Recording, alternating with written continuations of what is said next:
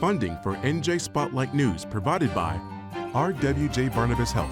Learn more at rwjbh.org.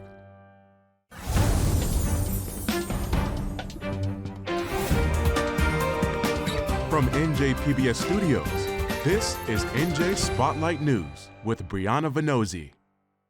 Hello and welcome to a special edition of NJ Spotlight News. I'm Joanna Gagis. We continue our journey through public art across the state with our digital documentary series, Painting Community.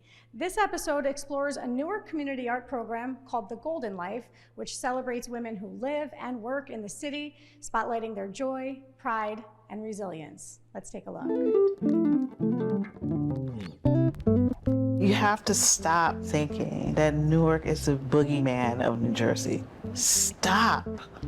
Come here. See what's going on. You have good and bad. There's good and bad in the suburbs, too. Welcome to public art.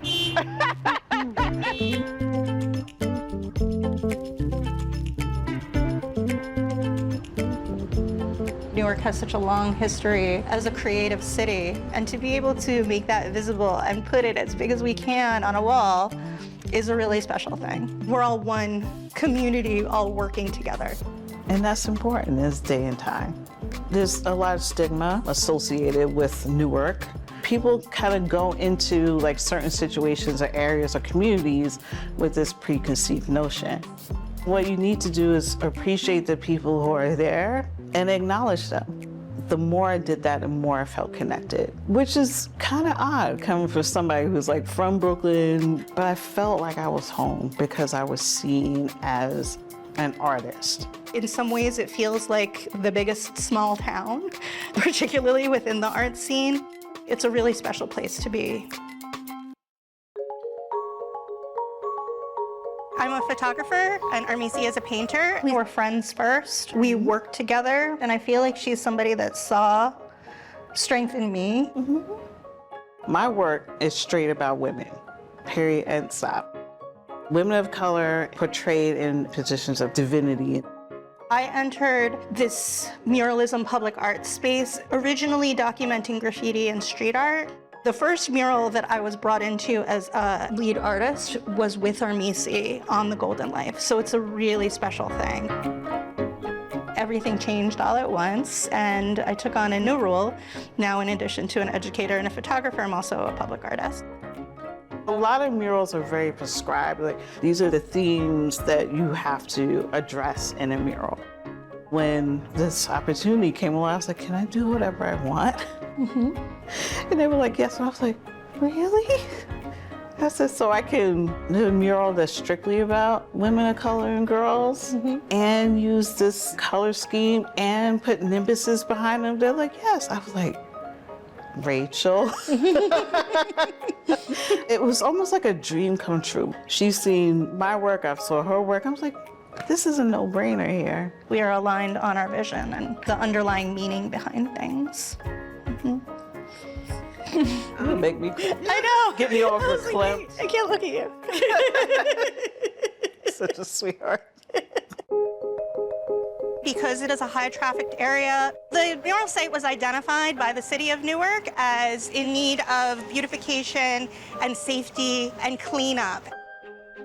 The Golden Life mural is really important because it spans generations of women. To talk about the power of women of color, that is really important, especially for Black and brown women and girls in an age that isn't necessarily kind to them.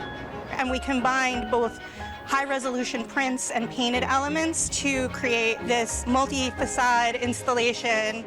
It features 14 women and girls of all ages, from toddler through elder, and all of the women that you see here and girls are connected to the mural site, so they either live or work in the community. The Golden Life just means internal agency and light, and how you share that with others. I feel golden when I'm teaching a student with developmental disability and a smile comes across their face when they feel that they get something.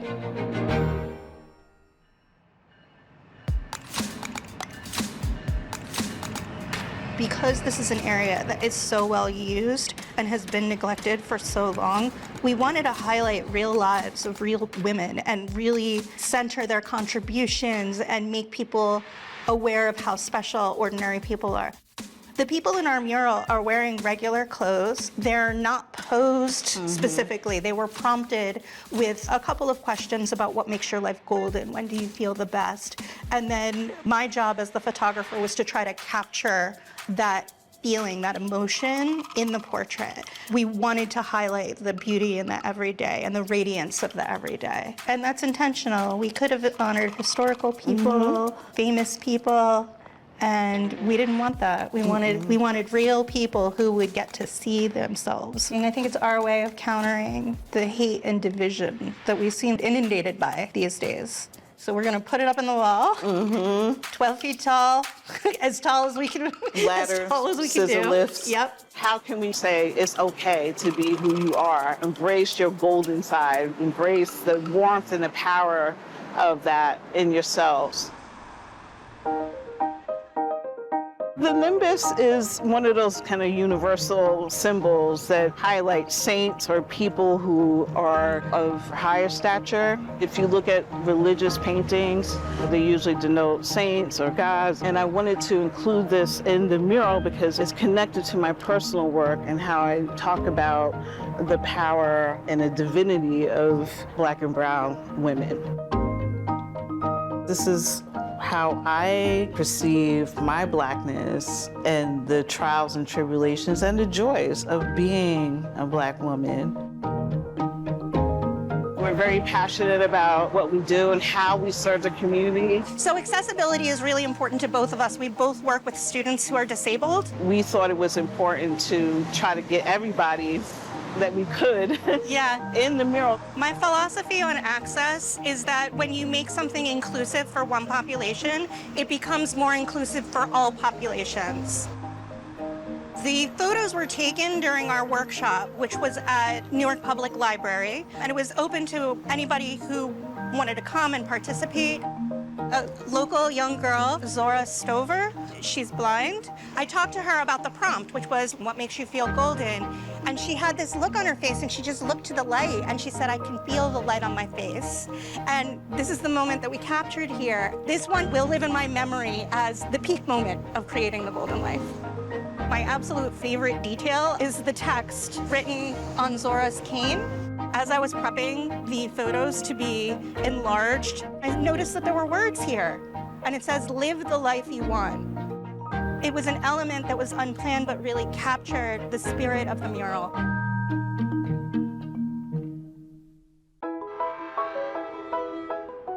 That is a real activation of a corner that has been neglected and was unsafe for many years, and now is such a place of beauty for the people that work and live in the neighborhood. Working in this way really brings everything together in terms of the golden life and how Rachel and I see the women and children in this Newark as people who need to be seen and elevated. Commuters walking past, they have to look. There's a lot of selfies floating around too, which is really nice. And especially when it's like, I know that person, and they take a selfie with it. Like, that's really nice. People that I don't know, the first time I meet, they're talking about the impact that that mural has had. And even if you're not an artist or like artistically inclined, you're still able to like connect with that. Public art tells an amalgam of stories that are not only important, but necessary. It's a way for the artists to connect with people on an everyday basis. Making art in public is a sign of a healthy creative community. Any interaction, minuscule to huge, is important. I'm just so proud to be a part of it, and it is a beautiful legacy to leave. We are visual people, but we're also communicators. And how we communicate the importance of Black and brown women and girls is important. It's critical and crucial. We cannot forsake the community. Our community cannot do it. And it's an important marker that I can show my nieces, your auntie did this. And like my mother, if she was still here, she'd be like, my daughter did that. Yeah.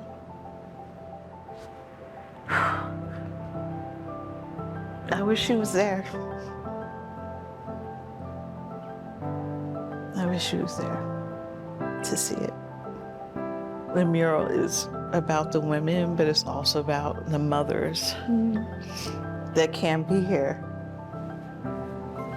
and that are rooting for their daughters to make some impact somewhere. I hope we can work together and make these places where people feel honored and recognized. As we just saw, Newark's tapestry of people and culture creates public art that sparks conversation across generations. For more on this mural and the importance of art in Newark, we have with us Rebecca Pauline Jample, co-director of Project for Empty Space, a nonprofit arts organization in Newark, and Fayemi Shakur, director of the Division of Arts and Cultural Affairs for Newark. Welcome to both of you. Great to have you. Great to be in your space, truly. Rebecca, can you tell us about Project for Empty Space? What is it? Just let's start there. Sure. We are now a 16-year-old arts nonprofit, and our work really centers around artists that have a social practice. So they work with publics and communities to develop art that's meaningful to the spaces that they're in. And we do so through a couple different pillars: exhibitions, residencies, and affordable workspace, and public art. Can you tell us about the Golden Life mural and how that came to be? Sure. I think it goes back kind of far because these projects, this project in particular is a Bloomberg Asphalt Grant awardee, and to do that, you have to actually partner with a municipality. And so I want to actually hand it off to my partner in crime over here to talk a little bit about how we started this project, and I think I could touch on how we arrived at the development of it. Yeah, go ahead, Fayemi, tell us. The city has been receiving pro bono consulting from Bloomberg Associates for a few years now. And so they often share opportunities with us. And there was a grant called Asphalt Art Grant. And it really is about using art to create safety for pedestrians and traveling areas. So we wanted to apply, but it's a national grant. So we were fortunate enough to be one of the cities that were selected. And the location was really important because it's at the intersection of a major transportation area. Well, take us back for a minute. How does art create safety, especially for pedestrians? I was just getting to that. It creates safety because in some studies, it shows how it can slow down traffic. People are less inclined to speed, and it also makes the area safer to walk. People feel safer when there's public art around. It just enhances the area. How much of that is perception? There's been some studies surveying traffic and safety around these areas. And that's one of the reasons why Bloomberg created the grant. So talk about the selection process. Who was chosen and how were they chosen? Yeah, so we, Project for Empty Space, in collaboration with the city of Newark, we developed a request for proposals, and we put it out with a emphasis on the location and thinking about the history of that location and who lives nearby it and who travels through it every day. It is a really unique location in the sense that it brings together pedestrians, you know, folks driving cars going on and off the interstate, the 280 interstate, and then those that are actually traveling by train. And so we had to think about how we could serve all of these audiences and those that are impacted by it every day. And so we placed out a request for proposals. Simultaneously, we also actually put out a survey that asked people to respond to how they felt when they walked through that space. It was not in good shape. It was underlit. There was quite a bit of vandalism, and the walls hadn't been washed down in quite some time. And so we collected, sentiment from the community on what it's like to travel through that space. And that also kind of informed the data and some of the materials that we gave the selected artists. So we got in quite a few submissions and pulled together a jury of local arts practitioners and folks from the city and residents that live nearby. And we selected a artist duo, Armisi Smith and Rachel Fawn Albin. Armisi is a painter and mixed media artist, and Rachel Fawn Albin is a photographer. Both of them have been living and working in the Newark community for some time. Yeah. And they proposed this beautiful concept that they would illuminate women and girls from the nearby community, whether they worked nearby, lived nearby, or traveled through that space every day, and to scale them up to be larger than life, to be the monuments of our community. Fahmi, in your mind, and as someone who works with the city to beautify spaces and to bring public art forward, why do you believe that representation of women from the city, of all walks of life, all ages, all races, all backgrounds, why is that important? I think people really appreciate seeing representations of themselves in public art. It connects them to their city. It creates a dialogue. It also becomes a landmark and creates shared experiences. And to celebrate women is important. The women of our city play an important role in so many areas. And it's just a joy to elevate women and girls in that way. Do you see Newark as a vibrant arts community? Oh, absolutely. We were actually, according to SMU Data Arts, the 7th most vibrant art city in the country. But public art is like my favorite thing to do. Why? I love the idea of providing access to art. Art shouldn't be considered a luxury.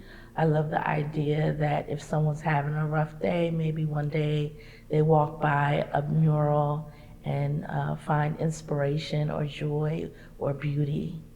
Do you see Newark as still misunderstood or misrepresented culturally in New Jersey and outside of New Jersey? I think it's improving. I think Newark is definitely seen as a city of the arts in a real way. People come here for arts, culture, and entertainment. Talk about your collaboration together and how it's important to have the city's support and also people who are on the ground like Rebecca is encouraging more art, encouraging artists to come forward. I love that it gives us the opportunity to support artists, local economies. We generate so much in terms of economic impact in the city through the arts, but it also helps shape our identity, tell our history, and celebrate our local heroes. What do you have to add there, Rebecca? Fahmi and I have had the great honor of working together on dozens and dozens of projects over the last decade. And I think the reason why we go so hard for public art is because we have seen how that is reshaping the narrative of the city and the pride, the local pride in the arts here.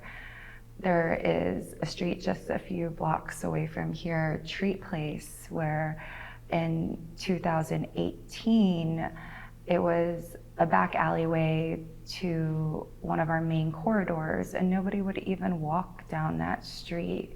It was a grounds for illegal dumping, for vandalism, for crime, and together with a cohort of partners, that space became a destination for the arts, a place for community pride. People travel to see that street.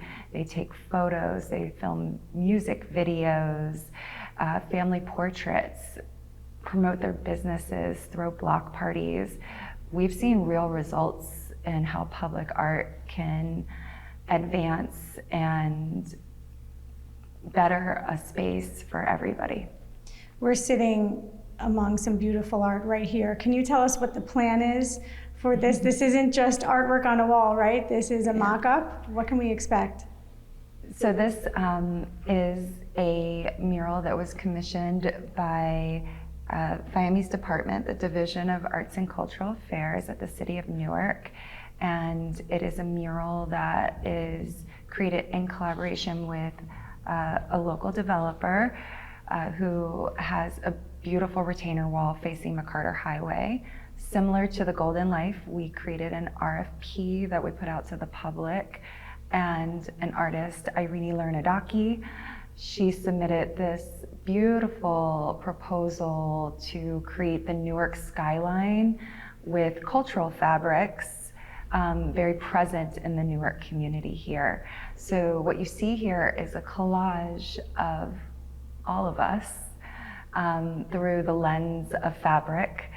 And she has been hand painting it in this space, the same space where the Golden Life was created. It'll be mounted and will be a new public artwork that is added to Newark. Fayemi, tell me about when you first started working for the city. I started working for the city in 2020, right before the pandemic, January 2020. I had just a couple of months of excitement and then a crisis. But we responded really promptly and immediately with the creation of a municipal arts grant to help support the arts sector. I imagine that was probably a critical time for artists, right, who otherwise wouldn't have had work. Exactly. For the city to step in and support them. Indeed, yes. How do you think that changed the lives of those artists? It was a significant impact. We saw an immediate response and testimonials from artists. They were able to pay rent, pay bills. It was a flexible grant. We didn't have any requirements on how they could spend the funds, as many of them were out of work. The city funded that grant? Yes.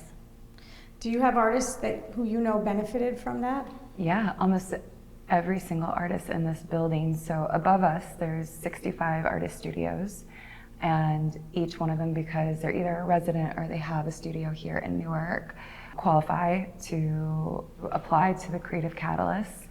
And so all of them at some point have benefited from this grant, which is still active. Mm-hmm. So started during that time, but continued, which is an amazing thing because a lot of support at that time dwindled at some point, and for FIAME and the administration to say we need to continue to support this core community was really amazing. But one other thing I want to mention is Project for Empty Space has annually been an awardee of the Creative Catalyst, but as a organizer and a member of the arts community, I think the thing that I really felt during that moment is that we were not alone. I can't help but think about the artists, right? Those who might be struggling to get their artwork out, or I can't imagine it's easy to make a living even as a public artist.